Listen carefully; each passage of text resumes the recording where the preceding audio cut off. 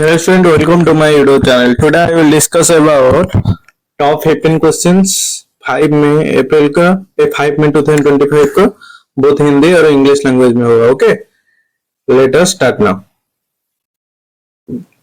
सवाल number 1. India's first 3D printed post office has been opened in which city? That means Bharat का पहला 3D printing डाकघर किस शहर में स्थापित किया गया है? आंसर क्या होगा? Bangalore. India's first 3D printed post office was opened Bangalore, showcasing a major advancement on construction technology.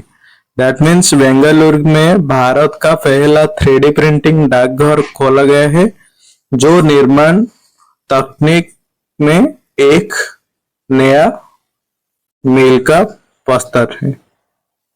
Then सवाल number 2. Who has recently been elected as the chairperson of the governing body of ILO? That means हाल ही में कौन ILO अंतरराष्ट्रीय श्रम संगठन that means international labour organisation को governing body के अध्यक्ष बनाया गए? आंसर क्या होगा? अपूर्व चंद्र. दैट मीन्स अपूर्व चंद्र के ILO का गवर्निंग बॉडी का अध्यक्ष चुना गया है जो भारत के लिए गौरव की बात है. अपूर्व चंद्र has been elected as chairperson of the ILO governing body, a matter of prestige for India. Then सवाल number 3. Who has recently launched Project सामर्थ? हाल ही में प्रोजेक्ट सामर्थ किस मंत्रालय द्वारा शुरू किया गया है? आंसर क्या होगा? Ministry of electronics and IT. इस परियोजना का उद्देश्य विशेष रूप से सक्षम व्यक्तियों को डिजिटल कौशल प्रदान करना है. The project aims to equip specially abled individuals with digital skills. Okay. Then सवाल number 4. Which state has been approved for setting of a new BrahMos missile units? That means हाल ही में किस राज्य में ब्रह्मोस मिसाइल इकाई स्थापित करने के मंजूरी दी गई है?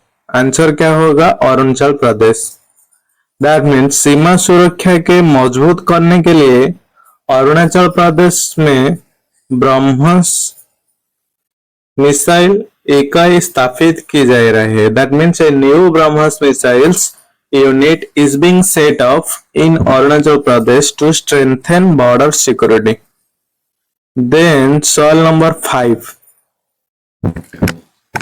Which scheme has recently been launched by the Delhi government for children? That means हाल ही में दिल्ली सरकार ने बच्चों के लिए कौन सी योजना शुरू की गई? आंसर क्या होगा? बाल स्वराज योजना. बाल स्वराज योजना क्या है? दिल्ली सरकार ने स्कूली बच्चों के लिए बस यात्रा का सुरक्षित बनाने के लिए ये योजना शुरू किया है. That means the scheme aims to make bus travel safe and accessibility for school children. Then सवाल नंबर 6. हाल ही में किस बैंक ने भारतीय वायुसेना के लिए सह ब्रांडेड क्रेडिट कार्ड लॉन्च किया है? That means which bank launched a co-branded credit card for the Indian air force? Answer क्या होगा? Axis bank. एक्सिस बैंक ने भारतीय वायुसेना के साथ मिलकर विशेष लाभ वाला क्रेडिट कार्ड लॉन्च किया है. Axis bank launched a special co-branded credit card in partnership with the Indian Air Force. Then सवाल number 7. What was the total GST collection in April 2025? That means हाल ही में जीएसटी संग्रह अप्रैल में कितने लाख करोड़ रुपए रहा? What was the total GST collection in April 2025? Answer क्या होगा? 2.09 lakh crore. That means the GST collection rose by 9.1% to 2.09 lakh crore in April 2005. That means अप्रैल 2025 में जीएसटी संग्रह में 9.1% की वृद्धि हुई है, जो आर्थिक सुधार के दर्शाता है। देन सवाल नंबर 5, किस राज्य ने हाल ही में नूतन आय गारंटी विधेयक पारित किया है? Which state has recently passed the minimum income guarantee bill? Rajasthan. Answer क्या होगा? Rajasthan. That means this bill ensure income security for economically weaker section in Rajasthan. ये विधेयक आर्थिक रूप से कमजोर वर्ग के लिए आय सुरक्षा सुनिश्चित करता है।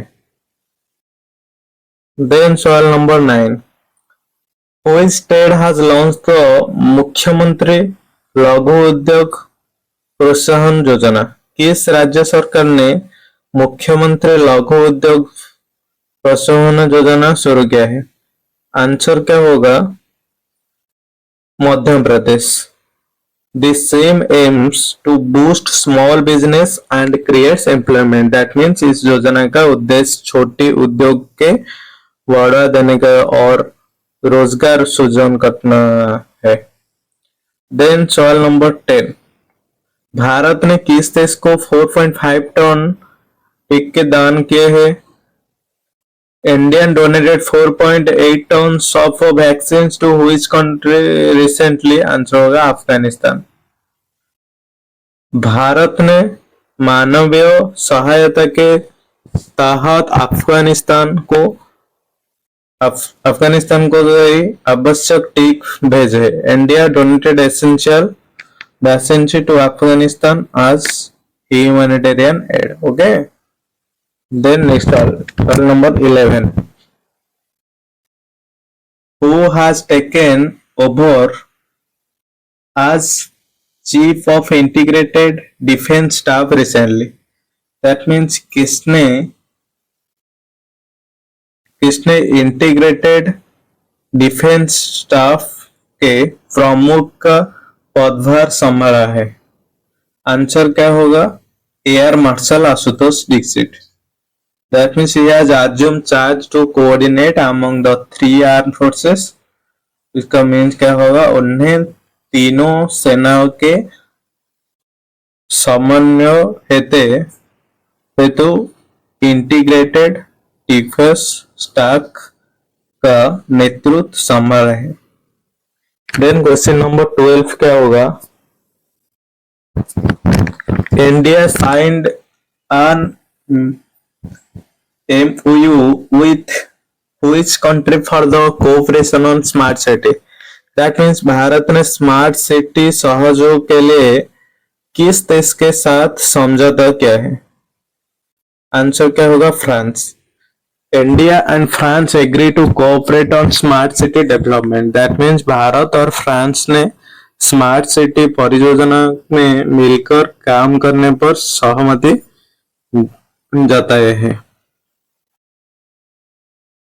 Then सवाल number 13, Which institution has recently launched the AI super cluster?